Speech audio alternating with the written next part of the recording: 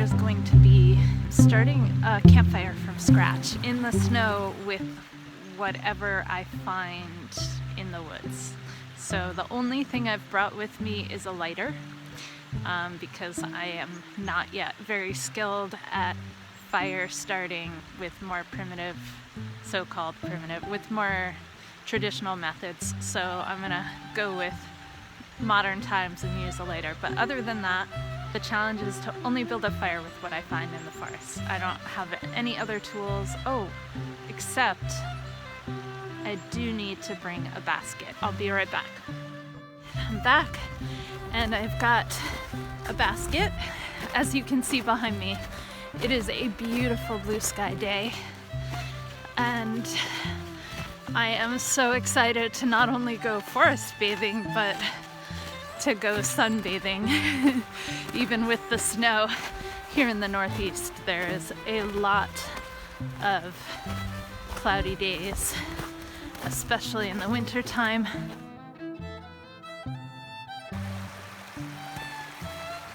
So first, I'm just gonna try to scope out a good place for a campfire. I'm thinking maybe somewhere near the stream so I can hear the water. And I brought hot chocolate to cook over the fire. So all I have with me is a little basket to gather tinder, and actually I should do that right now. And I have a little backpack with some snacks. I'll share those later. But for right now, we have some dried leaves, which are probably just what we need. A year ago, in my fast-paced lifestyle, it would never have occurred to me to spend a day outside in the forest alone, especially in the winter. In previous years, I might have spent an afternoon sledding, or even dog sledding, or driving through some snowy mountains. But this full winter immersion enlivens my senses, my connection with nature, and my awareness of the present moment on a whole other level. These are the simple silver linings that come out of living life more slowly and taking time to be still. I'm a beginner at this, so I'm gonna go for more rather than less this first round and make sure that my fire starts.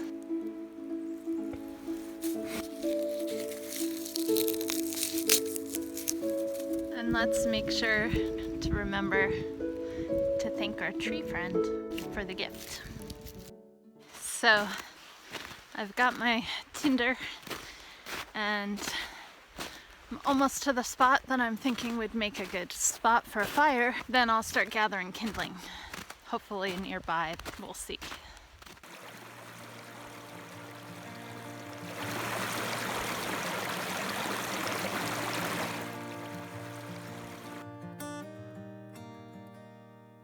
Okay, I see some dead branches, so I'm gonna get those.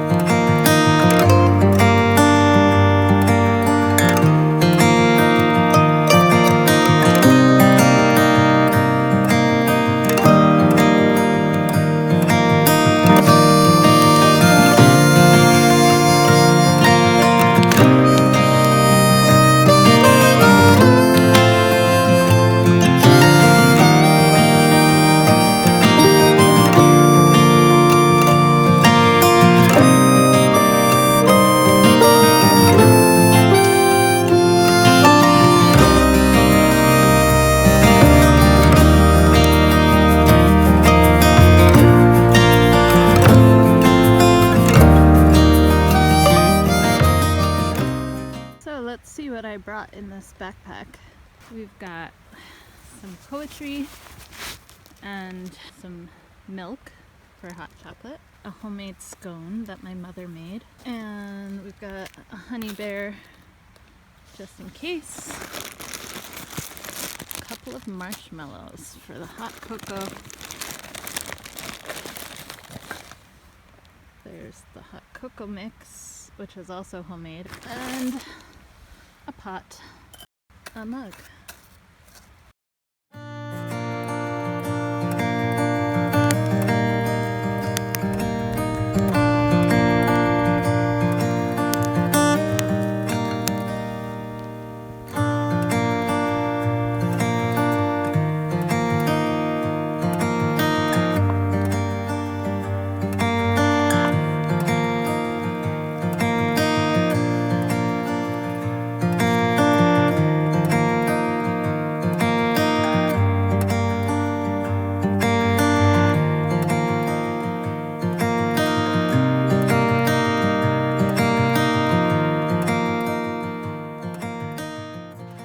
Cheers to the forest.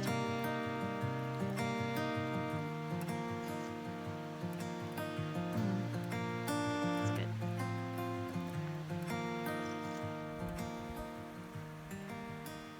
So while I make another cup of hot cocoa, I thought I'd read to you from one of my favorite nature writers, Terry Tempest Williams.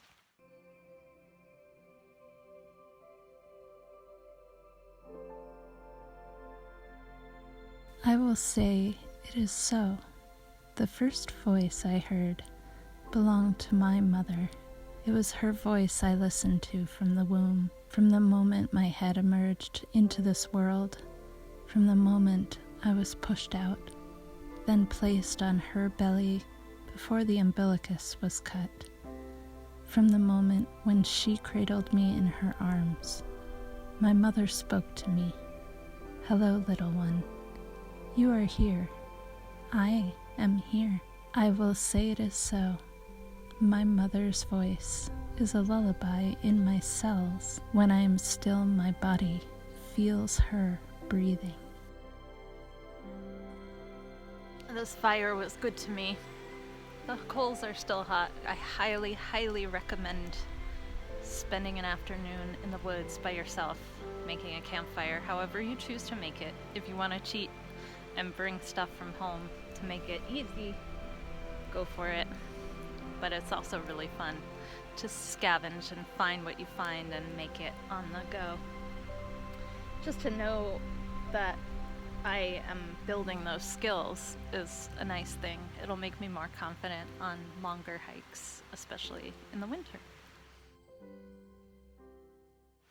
Well, I've put out my fire.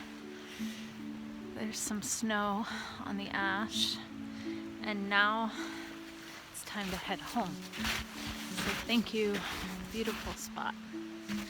That was a great experience of forest bathing, spending time alone in the forest just because. I highly recommend it.